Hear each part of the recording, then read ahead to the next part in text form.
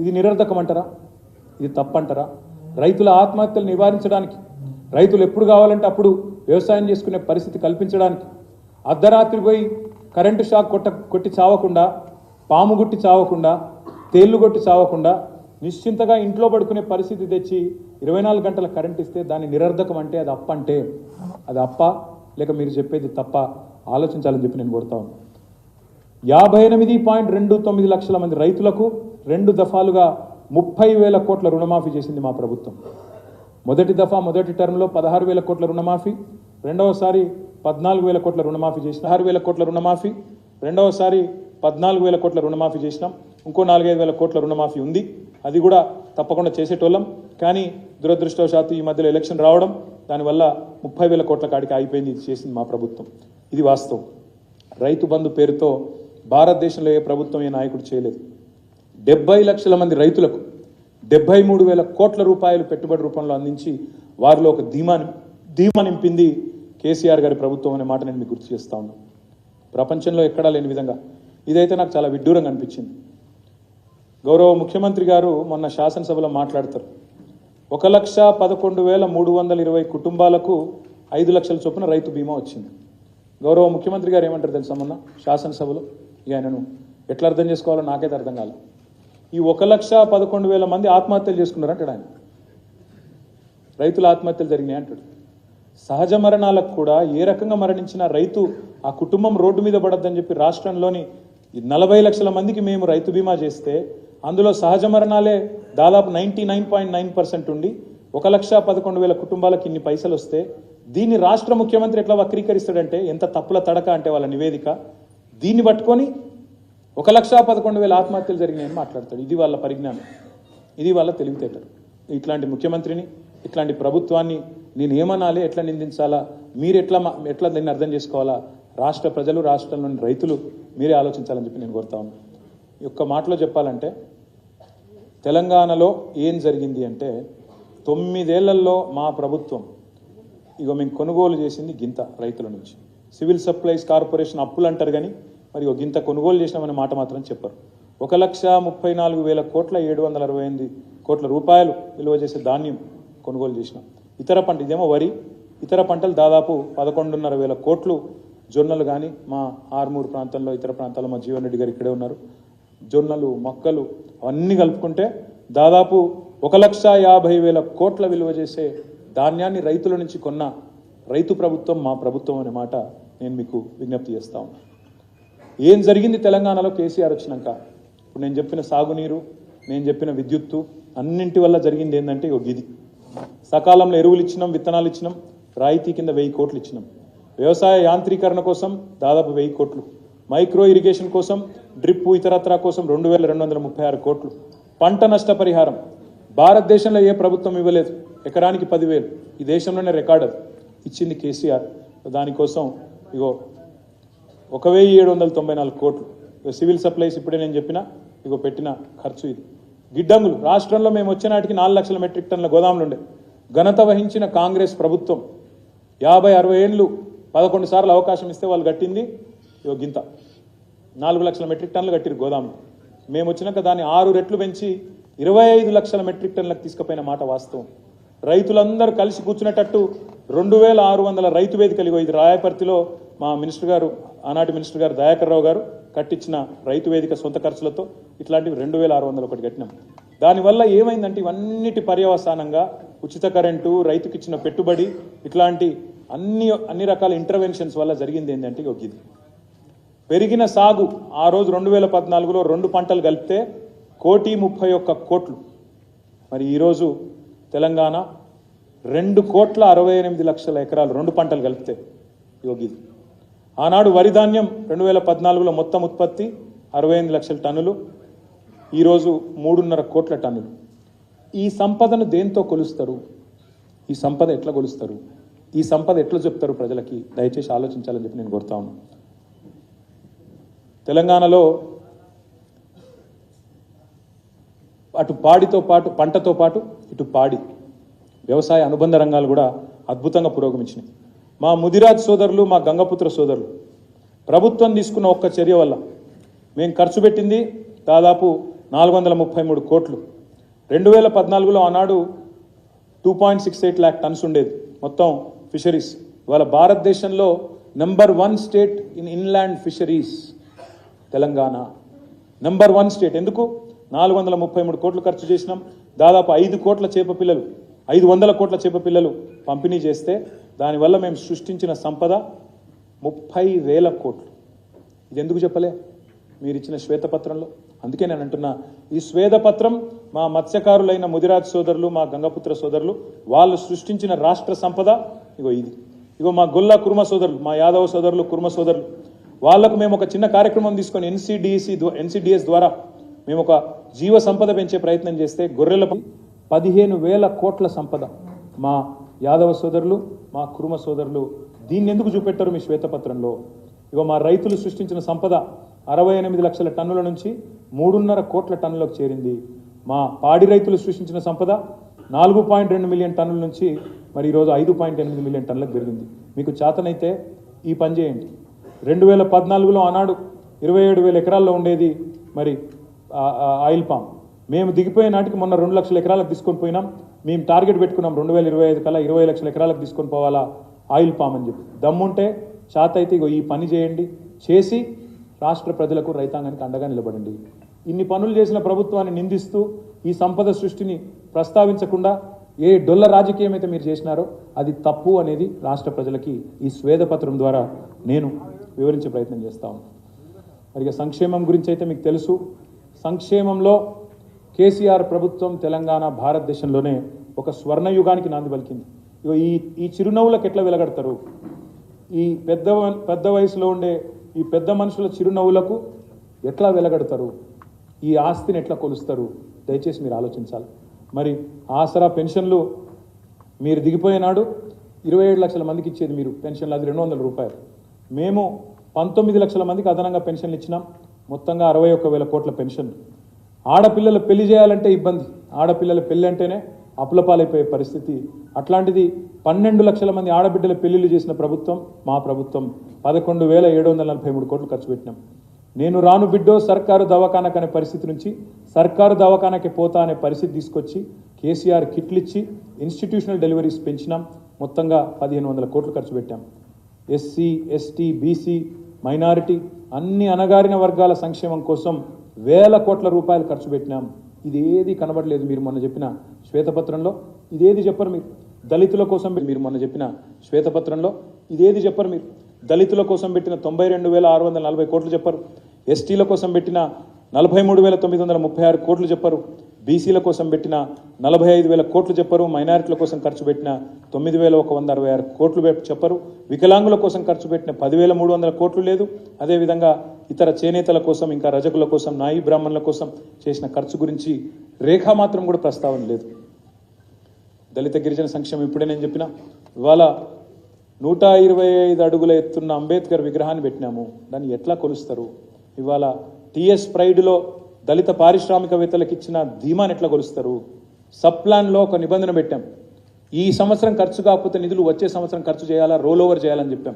భారతదేశంలో ఎక్కడ లేదు. దాన్ని ఎట్లా కొలుస్తారు మీరు? నేను అడుగుతా ఉన్నాను. అదేవిధంగా గిరిజన సంక్షేమం పోడు పట్టాలు ఇచ్చినాం.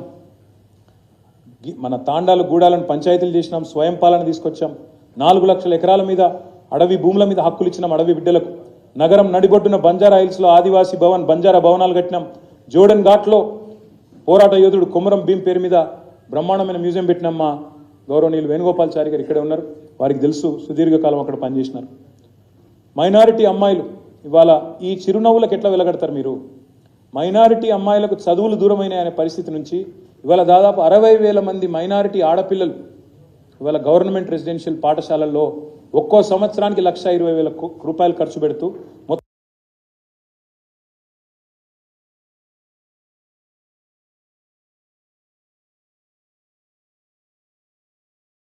కోసం మైనారిటీ అమ్మాయిల కోసం పెట్టిన ముస్లిం కావచ్చు,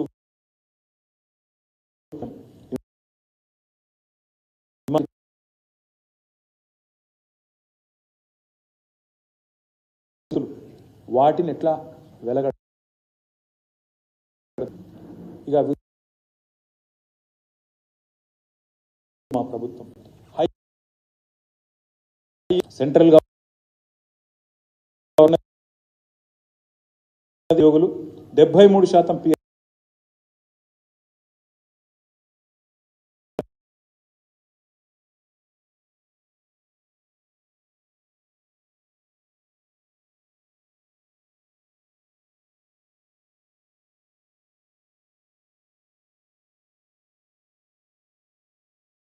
స్కేలు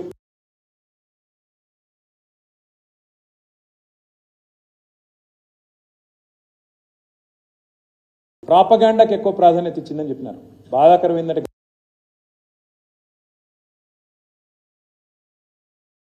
మా చేసుకోలేకపోయినా అట్లాంటి పరిస్థితి.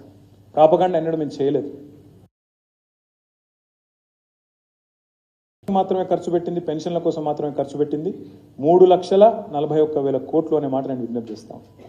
ఇక మీకు తెలుసు మా ప్రభుత్వం ఐటీలో ఏం సాధించింది అంటే 50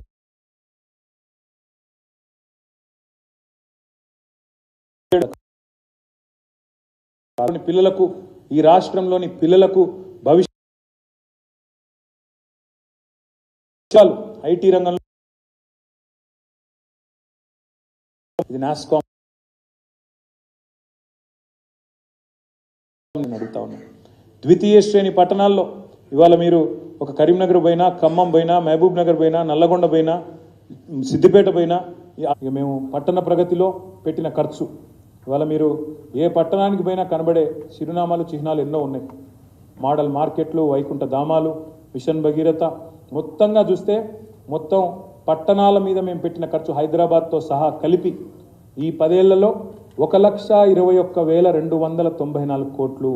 మేము కేవలం నిధులు మాత్రమే ఖర్చు చేయలేదు. కొత్త మున్సిపల్ చట్టం ద్వారా ఉద్యోగులకు వాళ్ళ విధులు గుర్తు చేశాం, కౌన్సిలర్లకు, కార్పొరేటర్లకు వాళ్ళ విధులు కూడా గుర్తు చేసి పటిష్టమైన పద్ధతిలో చేసినాం. కాబట్టే ఇవాళ మన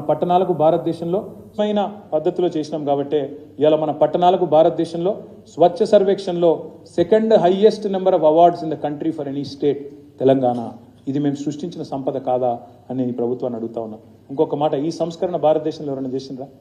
10% బడ్జెట్ మున్సిపాలిటీలోనైనా పంచాయతీలోనైనా గ్రీన్ బడ్జెట్ పెట్టాలి, చెట్లు పెంచాలి, హరితాన్ని పెంచాలి అని చెప్పిన ముఖ్యమంత్రి కేసీఆర్ తప్ప ఎవరైనా ఉన్నారా? ఆలోచించమని కోరుతాను. హైదరాబాద్ గురించి నేను ప్రత్యేకంగా ఒక మాటలో చెప్పాలంటే ఇవన్నీ చేసినాం. ఎస్ఆర్డిపి కింద 36 పనులు, ఫ్లైఓవర్లు, అండర్ పాస్లు, ఆర్యూబీలు, ఆర్ఓబీలు ఇవన్నీ చేసినాం. ఇంకో 12 కొనసాగుతున్నాయి. వాటిని పూర్తి చేయండి, మీరే పోయి కొబ్బరికాయలు కొట్టండి, మాకు అభ్యంతరం లేదు. కానీ ఏం చేయలేదు ఈ రాష్ట్ర ప్రభుత్వం, గతంలో పనిచేసిన ప్రభుత్వం అనే మాట మానుకోండి. 137 మిస్సింగ్ లింక్ రోడ్లు కట్టినాం. ఎస్ఎన్డిపి స్టార్ట్ చేసినాం నగరంలో వరదలు అరికట్టడానికి. ప్రతి ఇంటికి 20,000 లీటర్ల ఉచితంగా నీళ్లు ఇస్తున్నాం. Hyderabad has become the first city in the entire country 100% sewerage treatment చేసే ఒకే ఒక్క నగరం భారతదేశంలో హైదరాబాద్. ఇది కేసీఆర్ ప్రభుత్వ ఘనత అనే మాట నేను విజ్ఞప్తి చేస్తా ఉన్నాను. ఇట్లాంటి పథకాలు ఎస్ఆర్డిపి కానీ ఎస్ఎన్డిపి కానీ భారతదేశంలోని ఇతర రాష్ట్రాలు, ఇతర నగరాలు అనుసరించడానికి ఇక్కడికి దాదాపు 18 నగరాల నుంచి టీమ్స్ వచ్చి అధ్యయనం చేసిపోయినాయి. ఎస్ఆర్డిపిని, లింక్ రోడ్లను, ఎస్ఎన్డిపిని. దయచేసి ఇట్లాంటి నగర ప్రతిష్టను, బ్రాండ్ ఇమేజ్ను దెబ్బతీయకండి అని ప్రభుత్వాన్ని నేను విజ్ఞప్తి చేస్తాను. పల్లె ప్రగతి మేము పెట్టిన ఖర్చు సుమారు 70,000 కోట్ల రూపాయలు. నేను మీకు ఇక్కడ ఈ సందర్భంగా ఒకటే మాట విజ్ఞప్తి చేస్తా ఉన్నాను. భారతదేశం మొత్తంలో ఏదైనా ఒక రాష్ట్రంలో, కాంగ్రెస్ పాలిత రాష్ట్రం కావచ్చు లేదా బీజేపీ పాలిత రాష్ట్రం కావచ్చు, ప్రతి ఊరిలో వైకుంఠ ధామం, ప్రతి ఊరిలో ఒక డంప్ యార్డు, ప్రతి ఊరిలో ఒక ట్రాక్టరు, ట్యాంకరు, ట్రాలీ, ప్రతి ఊరిలో ఒక నర్సరీ, ఇంటి ముందు నల్ల, ప్రతి ఇంటి ముందు చెట్లుండే ఏ ఒక్క రాష్ట్రం అన్న ఉందా? ప్రతి ఊరిలో ఒక పార్క్ ఉండే గ్రామం ఈ దేశంలో ఏదైనా రాష్ట్రంలో ఆ పరిస్థితి ఉందా? ఇవన్నీ చేసింది పల్లె ప్రగతి కార్యక్రమంలో కేసీఆర్ కాదా? బృహత్ ప్రకృతి వనాలు, పల్లె ప్రకృతి వనాలు, నర్సరీలు, ప్లాంటేషన్లు, సీసీ రోడ్లు, 1-2 కాదు, మొత్తం మేము ఖర్చు పెట్టింది దాదాపు 70,000 కోట్ల రూపాయలు పల్లె ప్రగతి కోసం ఖర్చు పెట్టినాం. ఇది నిరర్ధకం అంటారా? ఇది వాస్తవం కాదా అని అడుగుతా ఉన్నాం. విద్యారంగం విషయంలో ఒక ఇంట్రెస్టింగ్ మాట, మా మాజీ విద్యాశాఖ మంత్రి శ్రీమతి సబితా ఇంద్రారెడ్డి గారు కూడా ఇక్కడ ఉన్నారు. విద్యారంగంలో ఒక సమూలమైన సంస్కరణ తీసుకొచ్చే ప్రయత్నం చేసినాం. వివిధ శాఖల సమాహారంగా ఉంటుంది విద్యారంగం. ఎస్సీ వెల్ఫేర్ ఉంటుంది, బీసీ వెల్ఫేర్ ఉంటుంది, మైనారిటీ వెల్ఫేర్ ఉంటుంది, ఎస్టీ వెల్ఫేర్ ఉంటుంది. ఆ వెల్ఫేర్ నుంచి కూడా వచ్చిన సంక్షేమ పాఠశాలలు కూడా విద్యలో నిక్షిప్తమై ఉంటాయి. అందుకే 1022 గురుకులాలు, అదేవిధంగా 1005 రెసిడెన్షియల్ జూనియర్ కాలేజీలు, 85 గురుకుల డిగ్రీ కాలేజీలు, అదేవిధంగా మన ఊరు మన బడి పేరుతో ఒక బృహత్తరమైన కార్యక్రమం కేసీఆర్ గారి నాయకత్వంలో, సబితా ఇంద్రారెడ్డి గారి నేతృత్వంలో 7,300 కోట్ల రూపాయలతో మొదలుపెట్టినాం. పూర్తి చేయండి, పూర్తి చేసి కితాబులు మీరే అందుకోండి, మాకు అభ్యంతరం లేదు. కానీ దీన్ని కూడా నిరర్ధకం. మేము దిగిపోయే నాటికి రాష్ట్రంలో ఉన్న మెడికల్ కాలేజీలు మొత్తం, అంటే మీరు గాంధీ మీరు పెట్టలేదు, ఉస్మానియా మీరు కట్టలేదు, మీరు కాకతీయ కూడా నిజానికి ప్రైవేట్ మెడికల్ కాలేజ్గా ప్రారంభమైంది, తర్వాత గవర్నమెంట్ టేక్ ఓవర్ చేసింది. మీరు 60 ఏళ్లలో పెట్టింది 2 ప్రభుత్వ మెడికల్ కాలేజీలు, ఒకటి ఆదిలాబాద్లోని రిమ్స్, ఇంకోటి నిజామాబాద్లోని గవర్నమెంట్ మెడికల్ కాలేజ్. 60 ఏళ్లలో మీరు పెట్టినవి 2 గవర్నమెంట్ మెడికల్ కాలేజీలు. మేము పెట్టినవి 2014 తర్వాత 21 మెడికల్ కాలేజీలు. మేము పెట్టినవి 2014 తర్వాత 21 కాలేజీలు, మరొక 8 మంజూరైన.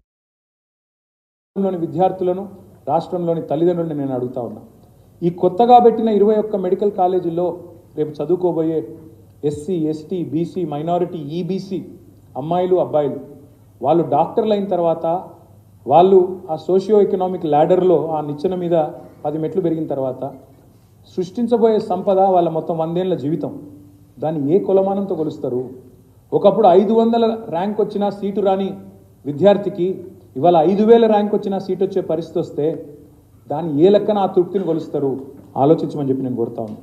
అదేవిధంగా ఇంకా చాలా కొత్త విశ్వవిద్యాలయాలు మా మాజీ మంత్రి గారి నేతృత్వంలో, కేసీఆర్ గారి నాయకత్వంలో కొత్తగా అటవీ విశ్వవిద్యాలయం ఏర్పాటు చేసుకున్నాం, మహిళా విశ్వవిద్యాలయం ఏర్పాటు చేసుకున్నాం. ముందుకు తీసుకొని పోండి, సమర్థవంతంగా నడపండి అని వారిని కోరుతా ఉన్నాం. వైద్య రంగం ఇక్కడ వచ్చిన మార్పు మామూలు మార్పు కాదు. ఇప్పుడే నేను చెప్పినట్టు ఎంబీబీఎస్ సీట్లు ఎంత పెరిగిందో మామూలు మార్పు కాదు. ఇప్పుడే నేను చెప్పినట్టు ఎంబీబీఎస్ సీట్లు ఎంత పెరిగిందో చూడండి. 2,850 నుంచి 3,515. బెడ్స్ ఎట్లా పెరిగినాయి చూడండి, 17,000 నుంచి 34,000. ఆక్సిజన్ బెడ్లు దాదాపు 30 రెట్లు పెరిగినాయి. హైదరాబాద్కు 4 మూలలా సిద్ధమవుతా ఉన్నాయి Telangana institute of medical science. అల్వాల్లో 1, ఎల్బీ నగర్లో 1, సనత్ నగర్లో 1, గచ్చిబౌలిలో 1. ఇవన్నీ వాస్తవాలు కాదా? మొత్తం మెడికల్ కాలేజీలు 29, మొత్తం 4,000 కోట్లతో పెట్టింది, వాస్తవం కాదా? 500 పైచిలకు బస్తీ దవాఖానాలు పెట్టింది, వాస్తవం కాదా? నిమ్స్ విస్తరణ వరంగల్లో ఏమనాలా వీళ్ళు, ఈ ప్రభుత్వం నాకైతే అర్థం కాల. మొన్న ఒక మంత్రి గారు లేచి జైలు ఊరిలో ఉండాలా, హాస్పిటల్ ఊరవతలు ఉండాలా అంటారు. అంత గొప్ప వాళ్ళు ఈ ప్రభుత్వంలో ఉన్నారు. వాళ్ళకి అన్ని తెలివితేటలు ఉన్నాయి, వాళ్ళ విజ్ఞతకే వదిలేస్తా. కానీ మేము మాత్రం వరంగల్లో ఇవాళ మొత్తం తెలంగాణలోనే అతిపెద్ద ఆసుపత్రి 24 అంతస్తుల్లో కట్టినాం. అది రెడీగా ఉంది ప్రారంభోత్సవానికి, బ్రహ్మాండంగా ప్రారంభించుకోండి. కానీ మళ్ళీ ఒక్కసారి నేను గుర్తు చేస్తూ ఉన్నాను, ఇదంతా కూడా నిరర్ధకమైన అప్పు అనే మాట ఏదైతే మాట్లాడినారో అది శుద్ధ తప్పు. సవరించుకోండి, దయచేసి మీ పద్ధతి మార్చుకోండి అని మాత్రం విజ్ఞప్తి చేస్తా ఉన్నాను. ఇక మా పనితీరుకు తార్కాణం 2014లో మీరు మాకు అప్పచెప్పినాడు 11వ ర్యాంకులో ఉంటే మీ హెల్త్లో, ఇవాళ 3వ ర్యాంకు చేరుకున్నాం.